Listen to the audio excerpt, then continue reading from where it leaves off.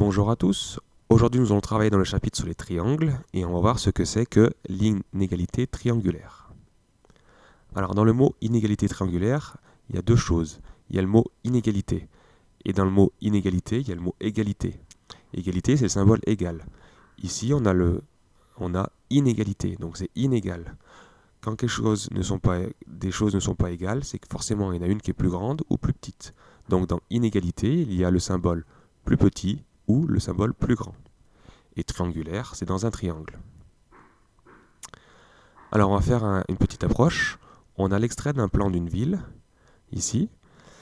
On va placer 3 points dessus, un point A, un point B et un point C. Et on a envie d'aller de A vers C. Donc pour aller de A vers C, on a deux choix. Soit on va directement de A vers C directement, ici, avec la distance AC.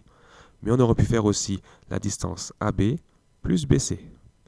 Et on remarque que la distance la plus courte, c'est d'aller de A vers C, parce qu'on va tout droit, alors que par B, on fait un détour. Donc on peut dire que AC est plus petite que AB plus BC. On aurait pu faire également aussi pour aller de B vers C.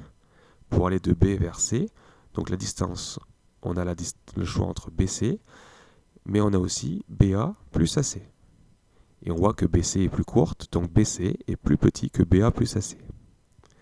On peut également faire pour aller de A vers B, donc on a la possibilité de la distance AB, ou alors on peut faire AC plus CB, et on voit que AB est plus courte, c'est la distance qui est tout droite.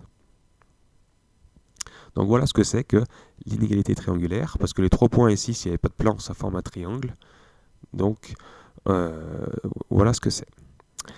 Alors la définition est la suivante. Dans un triangle, la longueur de chaque côté est inférieure à la somme des longueurs des deux autres côtés. Donc chaque côté, elle est toujours plus petite que l'addition des deux autres côtés. Donc on va prendre un triangle, ABC quelconque, et on peut dire que AB, la distance AB, est plus courte que la distance AC plus CB.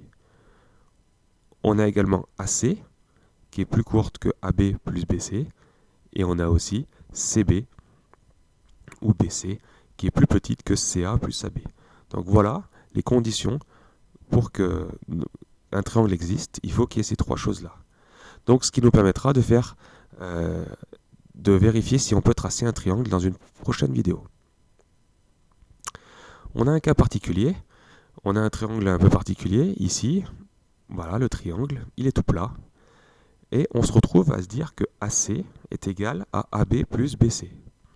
Ça veut dire que les 3 points sont donc alignés. Et inversement, c'est pareil.